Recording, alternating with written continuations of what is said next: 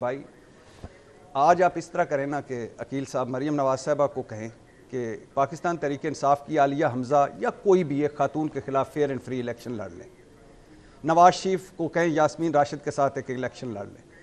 वो कहती है इमरान खान पॉपुलर रहा ही नहीं, और जो ट्रंप के आने पे कह रहा है कि मेरा भाई मैंने ट्रंप से कोई लेना देना नहीं, मैंने तो अदालतों से रिहा होना है, जो दो मुज़ाकराती टीम को कह रहा है मुझे निकाल देना दरमियान से, मैं एनआरओ नहीं लेना चाहता, जो आज भी कह रहा है। हालांकि इस मुल्क में यही रास्ता है जिससे बंदा निकलता है, हम उस पर तनकीद करते हैं कि कोई रास्ता निकल। डॉक्टर साहब, मैं आपकी भी राय जानना चाहूँगा सर। नारोवाल में एक बड़ा जलसा, अभी बैरिस्टर साहब भी उसका जिक्र कर रहे थे, काफ़ी बड़ा क्राउड था, 15-20 हज़ार। मेरे पास भी वहाँ से मुख्तलिफ लोगों से यही राय आई है कि तकरीबन इतना ही क्राउड इकट्ठा किया है वहाँ पे, 15-20 हज़ार का।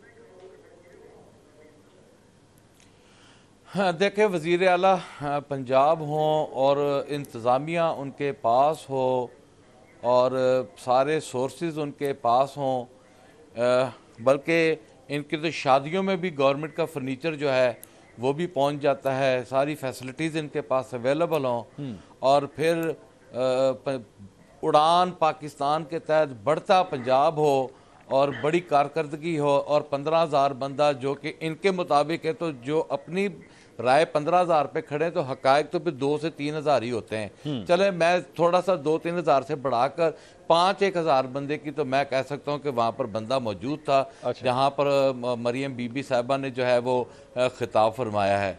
तो इतना सोर्सेज और इतनी तरक्कियाँ लेकर अगर 5,000 बंदे का क्राउड करके तो, और उन्होंने जो स्टेज पर चढ़कर जो रवैया अपनाया है, अपनी तारीफ़ों के पुल बांधे हैं, और उन्होंने जो हुस्न दिखाया पंजाब का, और अपना और सारा मिजाज, और इमरान खान साहब को जिस तरह क्रिटिसाइज़ किया है, तो मैं मरियम बीबी साहिबा को इरशाद भट्टी साहब की बात को आगे बढ़ाते हुए ये इस तरह कर लें कि ये ना तो यास्मीन राशिद साहबा का ये मुकाबला कर सकती हैं, ये अपने मुंह से कहें कि जी ये खातून जो है मेरे मुकाबले में लाहौर में किसी इलेक्शन से आ जाएं और मुकाबला कर लें, तो मेरा ख्याल है कि हम किसी का नाम लिए बगैर मरियम बीबी अब खुद से चूज़ कर लें, आ जाएं और अपनी कारकर्दगी को ले आएँ। और जो जुल्म और सितम पंजाब में पाकिस्तान तहरीक इंसाफ के साथ हुआ, जो हमारी ख़वातीन के साथ हुआ, हमारे यूथ के साथ हुआ, हमारे कैंडिडेट्स के साथ हुआ,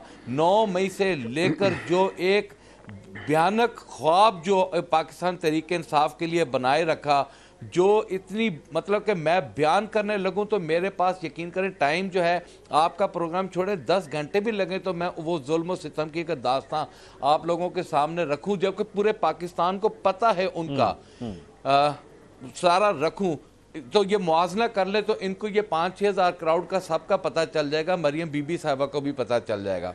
अच्छा, एक और दूसरी बात मैं यहाँ पर ये वजाहत करता चलूँ कि ये जो आजकल ये अपना मरियम बीबी साहिबा ने जो काम पकड़ा हुआ है पंजाब में, वहाँ पर जलसे में जाती हैं, और जो आर्टिफिशियल आ गई है, कौम दी माँ आ गई है, और रोना धोना, ये सारी चीज़ें मैं समझता हूँ कि पढ़े लिखे पंजाब के ऊपर ये जुल्म है कि आप अब यहाँ से लगा लें अंदाज़ा कि कितना पढ़ा लिखा पंजाब हो सकता है कि अगर उसकी सीएम का रवैया ये हो या वो इस तरह के अंदाज मैं समझा नहीं, रिप्रेजेंटेशन जो है। डॉक्टर साहब, मैं समझा नहीं, आपको इस पे क्या एतराज़ है? उनके यूनिवर्सिटीज़ में जाने पे एतराज़ है, या अगर स्टूडेंट्स उनको आके गले लगा रहे हैं उस पर एतराज़ है आपको?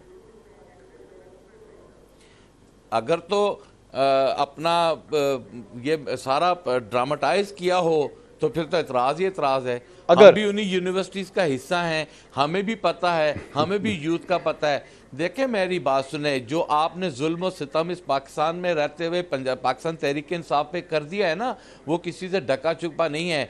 अब हर बंदे के हाथ में मोबाइल है, और हर बंदा अपनी राय जो है ना वो देने से कतराता नहीं है, और वो दे रहा है। आप मेरी बात सुने, एक बात बताएं, हमने सवाल किया वजीर आजम शहबाज शरीफ साहब से कि प्राइम मिनिस्टर साहब, हम पर आपने गोली चलाई, क्यों चलाई?